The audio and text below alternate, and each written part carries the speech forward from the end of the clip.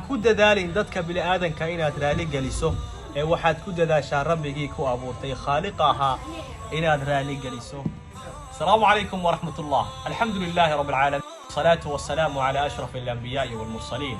إمام الشافعي رحمه الله أيام حورين جري رضا الناس غاية لا تدرك ورضا الله غاية لا تترك.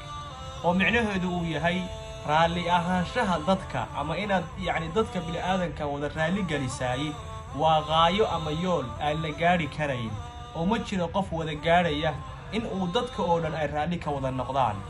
laakiinse gaayada iyo raali ahaanshaha loo baahan yahay in lagu dadaalay waa raali ahaanshaha Ilaahay subhanahu wa ta'ala.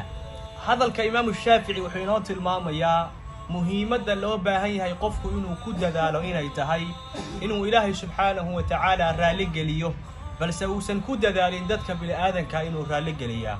balse muhiimadda loo baahan yahay qof kasta inuu ku dadaalaa وإنه إلهي سبحانه وتعالى ورالي قليا. هذا ما ورالكيga muslimka walaashayda muslimada ee daawanaya ha ku dadaalin dadka bini aadanka inaad raali geliso ee waxaad ku dadaashaa rabbigii ku abuurtay khaaliqa ahaa inaad raali geliso. السلام عليكم ورحمة الله وبركاته.